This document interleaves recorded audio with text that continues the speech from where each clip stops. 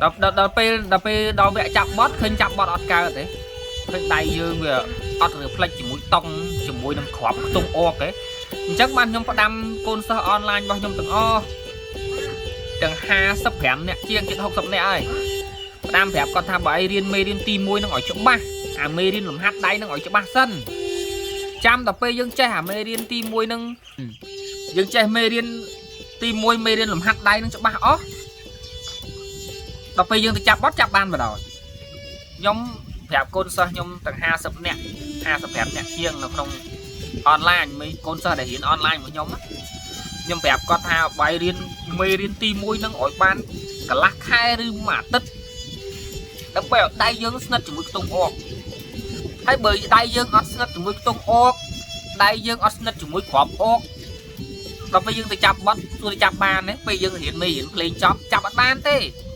ពួកដៃយើងនឹងវាអត់អំណោយផលជាមួយនឹងខ្ទង់អកអញ្ចឹងបានខ្ញុំប្រាប់កូនសិស្សក្នុងអនឡាញខ្ញុំទាំងអស់ថាកុំឲ្យទៀមទាតែរឿងមេរៀនតុងកុំឲ្យទៀមទាតែរឿងចាប់បត់មកគាត់រៀនមេរៀនទី1បានតែមួយថ្ងៃ2ថ្ងៃក៏ទៀមទាចាប់បត់ហើយបើមិនអញ្ចឹងក៏ទៀមទាមេរៀន12តុងខ្ញុំថាបើឯងរៀនមេរៀន12តុងមានន័យអីបើដៃបងឯងរត់ទៅមិនកើតជាមួយនឹងខ្ទង់អកផងហ្នឹងប្រាប់គាត់ប្រាប់លំចង់បែកពងកហើយអ្នកខ្លះទៅជឿទៅ10 20អ្នកទៀតជឿទៅ30 40អ្នកទៀតនឹងអត់ជឿយើងទេដល់តែឆាតមកគ្រូសុំមេរៀនតុងសុំមេរៀនតុងតម្រងទៅមេរៀនតុងតម្រងទៅខ្ញុំថាបើឯងកាលណារៀនបើរៀនមិនស្ដាប់គ្រូមិនដឹងថាគួរបង្ហាត់ថាម៉េចឥឡូវមិនដឹងគួរបង្ហាត់ថាម៉េចនេះដូចតែឲ្យរៀនអាមេរៀនរត់ដៃនឹងឲ្យច្បាស់សិនហើយចាំយើងរៀនតុងរៀនចាប់បត់អីកាលណាអាមេរៀនរត់ដៃយើងនឹងអត់ច្បាស់នេះវាធ្វើដៃយើងចាប់បត់អត់កើតអញ្ចឹងចាប់ទៅដៃយើងនឹងចុចទៅប្រហើបចងាយចងាងដៃយើងអត់ស្និទ្ធមួយតុងអត់ស្និទ្ធមួយក្របឃើញទេកូនសិស្សដែលរៀនតាមអនឡាញជាមួយខ្ញុំទាំងអស់ថាឲ្យរៀនធ្វើម៉េចឲ្យរៀនមេរៀនទី1អាមេរៀនរត់ដៃហ្នឹងឲ្យល្អសិនឲ្យដៃយើងល្អជាមួយខ្ទង់អកសិនតែដៃយើងល្អអំណោយផលមួយខ្ទង់អកហើយយើងរៀនអាមេរៀន12តុងចាប់បត់បានហ្មងអេមហ្មងលយហ្មងអញ្ចឹងតែអាមេរៀនទី1ហ្នឹងឆ្លងអត់ផុតយើងរត់អត់បានលបឿនលឿនដៃហ្នឹងរត់អត់បានលបឿនលឿននៅលើក្របខ្ទង់អកឲ្យវាស្និទ្ធឲ្យវាស្គាល់ខ្ទង់ដៃយើងហ្នឹងស្គាល់ខ្ទង់អកច្បាស់យើងទៅរៀនមេរៀន12តុងចាប់បត់អីក៏បានដែរតែពេលយើងចេះមេរៀន12តុងហើយអាដៃយើងស្និទ្ធជាមួយខ្ទង់អកហើយចាប់បត់អេមណាហើយចាប់បត់លឿនចាប់បត់ឆាប់បានអញ្ចឹងទៅមួយថ្ងៃអីចាប់បានមួយបត់អីចឹង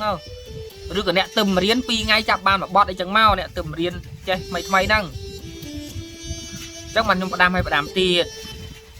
ហ្នឹងហើយវីដេអូនេះសូមបងប្អូនជួយ share ចែករំលែកផងដើម្បី